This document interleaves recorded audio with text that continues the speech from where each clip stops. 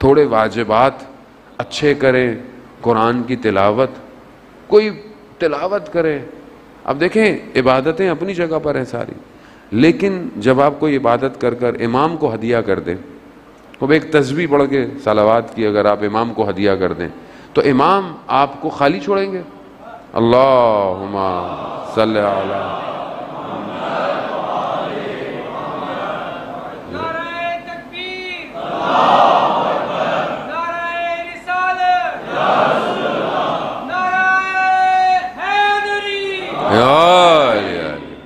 عزیزان محترم، خوب ایک عالم دین نے ایک شخص سے کہا کہ کچھ اور چیزیں بھی پڑھنے کو کہیں، لیکن کہا کہ 5 قرآن کی آیات ڈیلی پڑھ کے امام کو ہدیہ کر دو.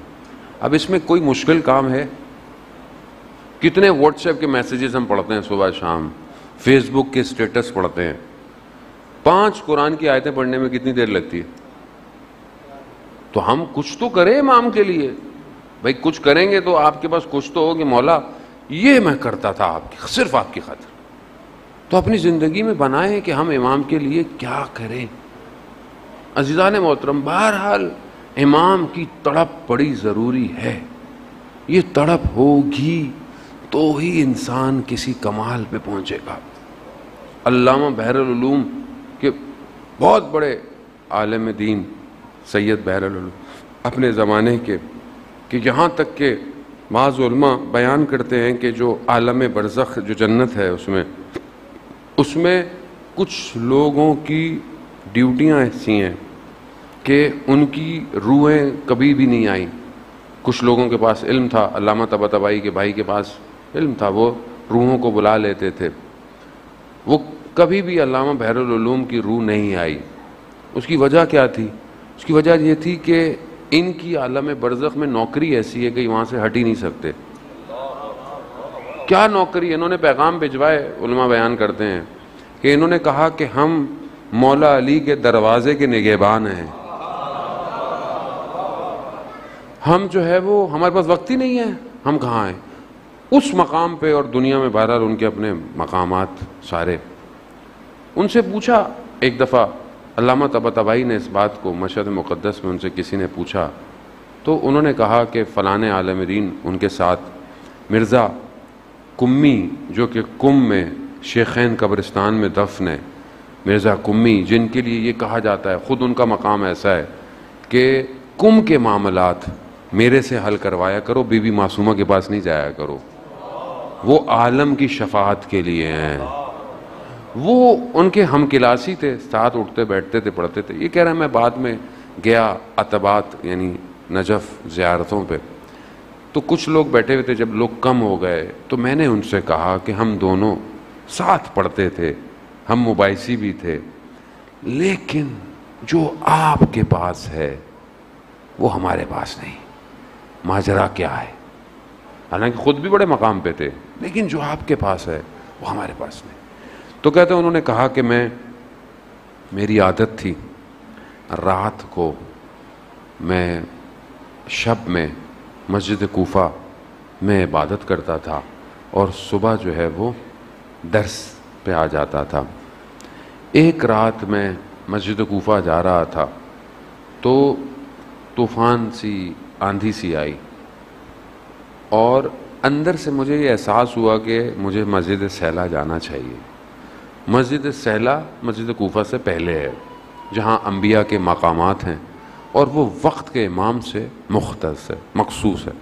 کہا میرا کھچاؤ ہوا کہ میں مسجد سہلا جاؤں. میں نے کہا نہیں میں روز وہیں جاتا ہوں، میں وہیں جاؤں گا. کہا طوفان آندھی نے مجھے موڑ دیا. میں مسجد سہلا گیا. میں مسجد سہلا میں جیسے ہی داخل ہوا اور وہاں پر میں نماز عبادت میں، تو میں نے دیکھا کہ کوئی شخص مقام امام زمانہ پہ بیٹھا قرآن کی تلاوت کر رہا ہے. کہا میں نے ایسی تلاوت کبھی نہیں سنی. اس تلاوت نے، اس چیز نے مجھے کھینچا. جب میں قریب ہوا، رات تھی، تاریکی تھی، تھوڑا خوف بھی تھا. جب میں اور ہوا تو مجھے آواز دی. مہدی نام تھا ان کا بھی، مہدی بحر العلوم. کہا مہدی ہمارے قریب آؤ. کہا میں تھوڑا سا آگے بڑھا، کہا دوبارہ کہا کہ ہمارے قریب آؤ، کہا میں تھوڑا اور آگے بڑھا، تو امام تھے، امام نے فرمایا کہ دیکھو ادب کا تقاضا یہ ہے جب بلایا جائے تو آ جاؤ۔ کہہ رہے ہیں میں قریب آیا، امام نے اپنا سینہ میرے سینے سے لگایا، صدر سینے سے علم سینے کو دیا، کہا یہ سب اس عطا کی دین ہے۔ یعنی امام کہاں پہنچ گئے لوگ تاریخ میں۔ ہم بہرحال ہم خطا کار ہیں عزیزان محترم، گناہ گار ہیں، ہماری آنکھیں گناہ گار ہیں، لیکن بہرحال تڑپ تو ہونی چاہیے کہ کب دیکھیں گی یہ آنکھیں، متا ترانا و نراکا، کب آپ ہمیں دیکھیں گے، کب ہم آپ کو دیکھیں گے۔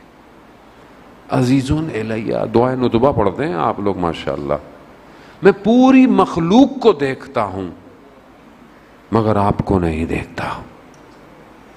غم نہیں ہے، افسوس نہیں ہے، پریشانی نہیں ہے۔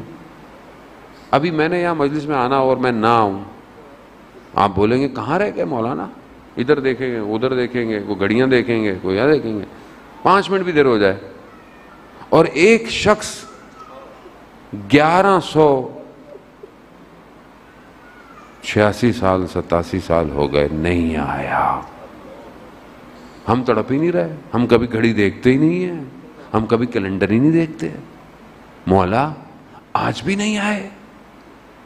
ٹائمر لگا ہونا چاہیے زندگی میں، کب آئیں گے آپ؟ یہ سب مجلسیں کس لیے ہیں، یہ محفلیں کس لیے ہیں عزیزان محترم؟ کس کے لیے؟ میرے لیے، آپ کے لیے، انجمن کے لیے، ٹرسٹ کے لیے نہیں۔ اس سب کا اصلی عزادار وہی ہے، اس سب کا اصلی صاحب وہی ہے، مالک وہی ہے۔ ہم لوگ کھوکھلے ہیں، ہمارے پاس کچھ نہیں ہے عزیزان محترم۔ ہم جمع اس لیے ہوتے ہیں کہ شاید وہ آ جائے، کسی دن نظر آ جائے۔ کب تک یہ زندگی بغیر اس کے گزرے گی؟ یہ ستارے زندگی کے غروب ہو گئے اور وہ نہ آیا، کیا ہوگا؟ کہاں ہے وہ زندگی میں؟ بہت ضروری ہے عزیزان محترم۔ اگر امام، ہم بھی جب کم گئے تھے ہمیں بھی یہی تھا کہ شاید کم کی گلیوں میں امام مل جائے گا، لیکن ہم بھی جا کے کم میں گم ہو گئے۔ لیکن یہ بھی خود ان کا لطف رہا، کرم رہا کہ انہوں نے ہمیں استعمال کیا کہ جاؤ لوگوں میں اور لوگوں کو ہماری محبت کی طرف بلاؤ۔ یہ خود ان کا کرم ہے، اس میں ہمارا کوئی کمال نہیں ہے۔